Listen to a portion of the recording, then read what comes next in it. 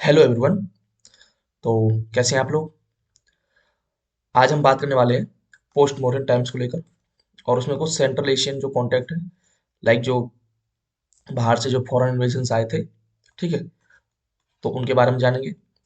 अब हम लोग ऑलरेडी पहले ही डिस्कस कर चुके हैं मॉडर्न पीरियड्स को लेकर। ओके। और मॉडर्न पीरियड्स में जब उनका डिक्लाइन हुआ और राइज कैसे कैसे हुआ, डिक्लाइनेशन कैसे कैसे हुआ, ओके, उस चीज़ के बारे में हम ऑलरेडी डिस्कस कर चुके हैं। अब एक क्वेश्चन ये है कि अगर कोई इतना बड़ा साम्राज्य है, अगर वो डिक्लाइन करेगा, तो ऐसा तो है नहीं कि उसके जस्ट बाद कोई बड़ा साम्राज्य आ जाएगा, वो पूरे पूरे पर कंट्रोल कर लेगा। तो ऐसा तो होगा नहीं। अच्छा, कुछ डायनेस्टी ऐसी होंगी जो यहाँ पर, एक डायनेस्टी यहाँ पर राज करेगी, कुछ यहाँ पर होगी, एक यहाँ पर होगी, यहाँ पर होगी, अंदर भी हो सकती है। ओके, उस तरीके से यहाँ पर राज करेंगी। तो अब राज करेंगे तो कुछ तो अपने इंडिया की हो सकती हैं, जो अपनी भूमि पर थी, कुछ डायनेस्टीज वगैरह, कुछ राजवंश जो आए थे। और कुछ ऐसे भी होंगे जो फॉरेन से होंगे और यहाँ पर आकर आक्रमण करके यहाँ पर उन्होंने अपनी जगह बनाई होगी, यहाँ पर अपना जो जिसे जीते थे वहां पे अपना साम्राज्य का विस्तार किया होगा फिर। तो बेसिकली हम दो चीजों के बारे में देखते हैं। एक तो है हम अपने यहीं के ही जो डोमेस्टिक थे, और कुछ फॉरेन थे। तो इसमें हम बात करते हैं एक तो सोंग डायनेस्टी की, उसके बाद कन्नम, और छेदी छेदी जो है, ठीक है, और उसके बाद सातवाहन। इन दो के बारे में ज्यादा जानने के लिए कुछ है नहीं, बस हमें मेन जो पढ़ना है, एक तो सोंग डायनेस्टी और एक सातवाहन। उसके बाद अगर फॉरेन की बात करें तो उनमें इंडो ग्रीक, शक, और पहलव या फिर पर्थियन जिन्हें बोलते हैं, और उसके बाद कुषाण। ऐसे हम याद कर सकते हैं आई एस पी के करके, आई एस पी के। ओके, इंडो ग्रीक, शक, पर्थियन, पहलव, ओ, कुषाण। ओके। तो आज जो बेसिकली हम बात करेंगे वो हम अपने जो घरेलू राजवंश थे उनके बारे में बात करेंगे, जो हमारे यहीं के जमीन पर थे। ठीक है। और नेक्स्ट क्लास में बात करेंगे हम फॉरेन इन्वेजन्स को लेकर। तो सबसे पहले जो मौर्यों का जो लास्ट रूल था, लास्ट जो रूलर था वो कौन था, उसके बारे में पता, वो वृत्रथ था। उसका सेना नायक जो कमांडर था वो कौन था, वो था पुष्यमित्र सोम। अब उसने क्या किया कि इसको मार दिया, वृत्रथ को, और एक नए वंश की स्थापना की, राजवंश की, जिसे हम बोलते हैं सोंग डायनेस्टी, सोंग राजवंश, सोंग डायनेस्टी। तो मेन जो सोंग डायनेस्टी है, उसका हेड कौन, जिसने उसे स्थापित किया, वो था पुष्यमित्र सोम। अब उसके बाद हम बात करते हैं।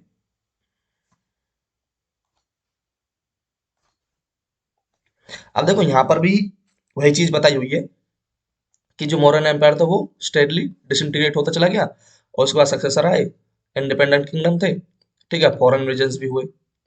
और जो वहां पर जो जो ये टूटा, डिसइंटीग्रेट हुआ, तो नए नए राजवंश आए। लाइक अगर हम देखें तो गंगेटिक प्लेन्स के अंदर सोंग वगैरह आ गई। ओके, साउथ साइड देखा जाए तो सातवाहन हो गए, और नॉर्थ ईस्ट में, नॉर्थ ईस्ट में देखा जाए तो कलिंग, ठीक है, यहाँ पर। ठीक है, तो ये वही चीजें हैं जो मैंने आपको पहले ही बता दिया है। अब हम बात करते हैं सोंग डायनेस्टी में पुष्यमित्र सोंग के बारे में, कुछ इंफॉर्मेशन इसके बारे में लेंगे, और फिर बात करेंगे उन्होंने क्या क्या डेवलप किया। ओके। तो मेनली अगर देखा जाए तो कौन थे, ब्राह्मण थे। ठीक है, तो ब्राह्मणिज्म को फॉलो करेंगे, और ब्राह्मणिज्म का प्रचार प्रसार भी करेंगे, ठीक है, उनको सेपरेट करेंगे। तो जब मार दिया वृत्रथ को, किल्ड कर दिया, तो उनके बाद 185 186 बीसी में उन्होंने स्टार्ट किया अपने सोंग डायनेस्टी को। ओके। तो उसके बाद अगर हम बात करें, उन्होंने ही सक्सेसफुली काउंटर, तो उनके जब जब वो उन्होंने अपनी सोंग डायनेस्टी, जब सोंग राजवंश बनाया, और तो उनके टाइम पीरियड में क्या हुआ था कि दो ग्रीक किंग्स थे, मिनेंडर और डेमेट्रियस, उन्होंने आक्रमण किया, बट उनके आक्रमण को उसने क्या किया था, काउंटर कर दिया था, मतलब उन्हें सफल नहीं होने दिया था। ओके। उसने खुद ने अटैक भी किया था कलिंग पर, खारवेल के ऊपर, और फॉलोज ब्राह्मणिज्म, ये मैंने आपको पहले ही बता दिया। ठीक है। अब कुछ जो बौद्ध ग्रंथ हैं वो ये बताते हैं कि भैया इसने बहुत सारे बौद्धों को मारा। ठीक है। इसे बहुत बड़ा बौद्धों का कट्टर दुश्मन भी बोला गया है, और स्तूप वगैरह तोड़ दिए थे बहुत सारे। ओके। तो बट कुछ ऐसे भी प्रूफ मिलते हैं कि जिसमें बताया जाता है कि जो स्तूप थे ना सांची का और भरूच स्तूप, उसको रिनोवेट करवाया था इसने, पुष्यमित्र सुंग ने। अब इसके टाइम पीरियड में एक बात ये भी हुई थी कि मैंने आपको स्तूप के अंदर 4 तोरण द्वार बताए थे, एक इधर मिडल में 2। ठीक है। तो ये जो तोरण द्वार है ना, ये पहले किसके बने होते थे? ये बने होते थे वुड और ब्रिक्स के, मतलब लकड़ी और ईंट के।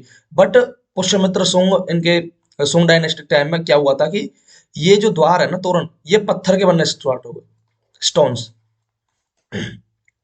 ओके। तो स्टोन से बनवाया था। और जो तोरण है ना, तोरण की जो संकल्पना आई थी वो भी इन्होंने ही दी थी। फर्स्ट इंट्रोड्यूस जो कराया था कि तोरण होना चाहिए, ये भी इन्होंने ही इंट्रोड्यूस कराया था। ओके। इन्होंने यज्ञ वगैरह सेक्रीफाइस कराए थे, लाइक अश्वमेध यज्ञ, राजस्व यज्ञ, वाजपेयी यज्ञ। तो इन्होंने जो 2 अश्वमेध यज्ञ कराए थे, 2 अश्वमेध यज्ञ, उनका हमें प्रमाण मिलता है कहाँ पर? अयोध्या अभिलेख में। एक अभिलेख है अयोध्या इंस्क्रिप्शन जो है, अयोध्या अभिलेख। और ये है किसका? ये है किसका? धनदेव का। ओके। धनदेव का अयोध्या अभिलेख से हमें इसके 2 अश्वमेध यज्ञ के प्रमाण मिलते हैं। ठीक है। और जबकि जो कालिदास की अभिज्ञान शाकुंतलम है, उससे सिर्फ एक ही यज्ञ की जानकारी मिलती है, दोनों के बारे में अयोध्या अभिलेख से मिलती है। ओके। तो पुष्यमित्र शुंग पेट्रोनाइज संस्कृत ग्रामीण किसको? पतंजलि को पेट्रोनाइज किया था। तो इसका मतलब क्या है कि ये दोनों क्या थे? एक दूसरे के कंटेम्पररी थे। ठीक है। कंटेम्पररी थे। और इनकी मृत्यु क्यों हुई? 151 बीसी में। तो पुष्यमित्र शुंग के बारे में इतना कुछ जान लिया। ओके। इसके बाद हम बात करते हैं अग्निमित्र की। तो अग्निमित्र पुष्यमित्र शुंग का बेटा था। ठीक है। और ये इसका टाइम पीरियड है, ये याद करने की आपको जरूरत नहीं है। तो अग्निमित्र, अब इनके बारे में एक स्टोरी है कि भैया मालविका से इन्हें प्यार हो जाता है। और उसके बारे में तब क्या होता है कि भैया जो मालविका है कि मैं राजा हूँ यहाँ का, और उसे कुछ गिफ्ट में देता है कि ये जो रिंग है, जब भी तुम मुझसे मिलने के लिए आओगी तो ये रिंग वहां पर दिखा देना, राज्य में आते ही तो वो आपको मेरे महल में ले आएंगे। बट क्या होता है कि जो मालविका है उसकी याददाश्त वगैरह चली जाती है, अब वो रिंग भी खो जाती है। ठीक है। तो ना तो वो यहाँ पर जाती है और ना ही कुछ हो पाता है। ओके। तो इसके ऊपर इनकी जो लव स्टोरी है उसके ऊपर एक बुक है, ये मालविका अग्निमित्रम। ओके। कालिदास की है। तो है किसकी है? कालिदास की है। ओके। मालविका अग्निमित्रम। तो अग्निमित्र और मालविका के बारे में इनकी प्रेम कहानी जो लव स्टोरी है। ठीक है। इसके बाद एक आता है लास्ट जो रूलर था, जो एक भागभद्र है। इसके टाइम पीरियड क्या हुआ था? एक ग्रीक एम्बेसडर था, राजदूत, जो ग्रीक एम्बेसडर था, हेलियोडोरस। हेलियोडोरस आया था। और वो क्या लेकर आया था? वो लेकर आया था, तो उसने क्या करवाया था? उसने एक बेशनगर का क्या था? गरुड़ स्तंभ लेख। ठीक है। बेशनगर गरुड़ स्तंभ लेख ये था। और इसमें मैंने खुद को क्या बताया? उसने परम भागवत बोला है।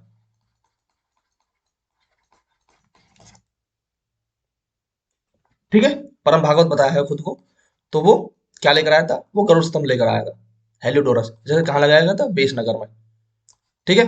तो ये एक इसके बारे में जानकारी होगी।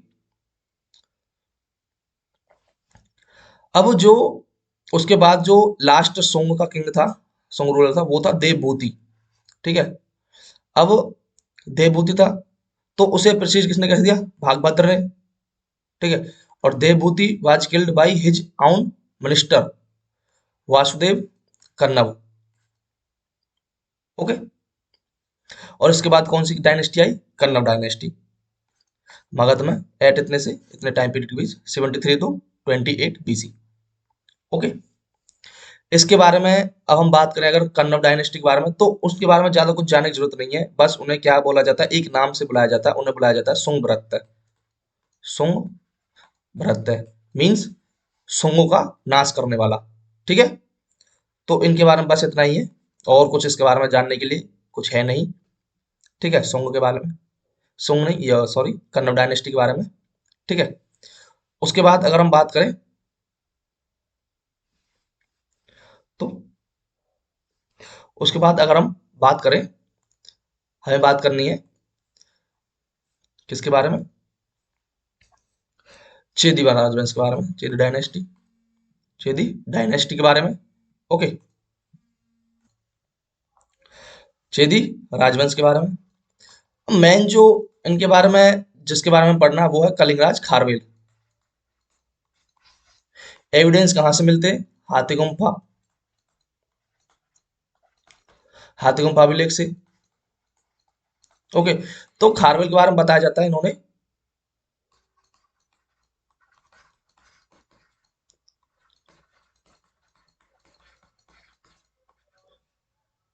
उदयगिरी और खंडागिरी पहाड़ियों का निर्माण करवाया था। ठीक है, और इनके बारे में ये भी है कि और उदयगिरी जो पहाड़ी है इसी में ही फर्स्ट जनगणना का साक्ष्य भी है। ओके, और कुछ इनके बारे में ये भी है कलिंगराज खारवेल के बारे में कि इन्होंने गुफाओं को जैनों को दान कर दिया था, जैनों को दान कर दिया था। और ये कलिंगराज खारवेल क्या लेकर आए थे, जो पाटलिपुत्र से पाटली पाटलिपुत्र से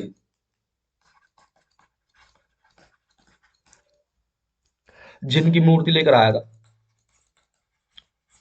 ठीक है, और इन्होंने क्या किया था, जो केतुभद्र है, केतुभद्र की जो प्रतिमा है, जो मूर्ति है, उनका जुलूस निकाला था, जुलूस निकाला था। तो ये सारी चीजें इनके बारे में है, इससे ज्यादा और कुछ नहीं। और एक चीज और है कि इन्होंने महाविजय प्रसार राजमहल बनवाया था। ओके, तो ये हो गया चेदी राजवंश के बारे में। तो बस इतना ही जानना है इनके बारे में, ज्यादा कुछ नहीं। उसके बाद मेन जो चीजें हैं जो हमें पढ़नी है ज्यादा, वो पढ़नी है हमें सातवाहन के बारे में।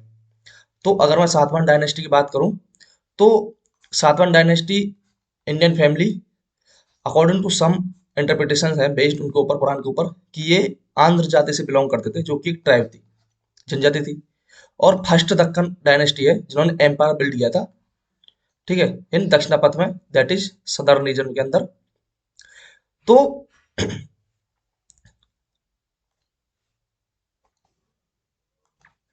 तो अगर हम सट रहे हैं तो पुराने के एविडेंस को माने तो इनकी बिगनिंग्स वगैरह बताते हैं वो कि सातवाहन की कब हुई है, फर्स्ट सेंचुरी बीसी। तो कुछ कहते हैं कि भैया थर्ड सेंचुरी बीसी। तो इनकी जो बिगनिंग के बारे में नहीं जानना है कितने से कितना टाइम पीरियड का है।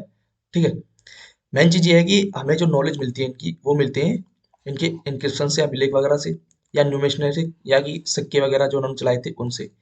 रीजन्स लाइक नासिक या नानाघाट, जो हम जानते भी हैं कि नानाघाट अभिलेख हो गया, नासिक अभिलेख हो गया, इंस्क्रिप्शन वगैरह। तो इन चीजों से हमें जानकारी मिलती है। ओके, तो जैसे अगर मैं बताऊं भी, तो करीमनगर के जोगलथम्बी में इनके सिक्कों का ढेर भी मिला है।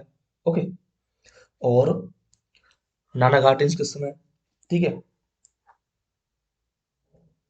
तो इसमें जो श्री सातकर्णी है उसके अश्वमेध यज्ञ के बारे में बताया गया है।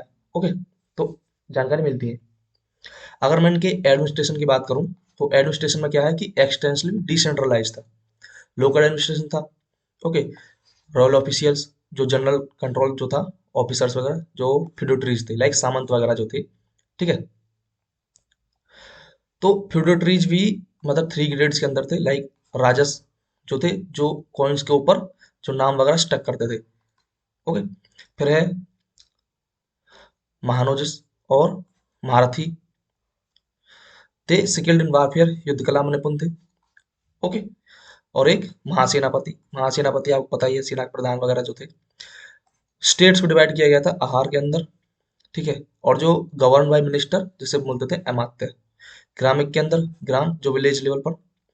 ट्रेड्स के बारे में अगर जानकारी दी जाए तो इकोनॉमी में जो सबसे मेन रोल था तो सोपारा और भरूच। अब देखो वो क्वेश्चन में पूछ भी सकता स्टेटमेंट में कौन कौन से जो ट्रेडिंग जो इम्पोर्ट वगैरह जो थे, जो अगर बंदरगाह की बात करें तो सोपारा और भरूच। इम्पोर्ट्स किस किसका करते थे? Luxuries like wine, cloth, choice या जो अंगवेंट्स थे, glass, sweet, clover. Okay. Export common cloth, कॉर्नेलियन muslin, मेलो क्लॉथ्स। ओके।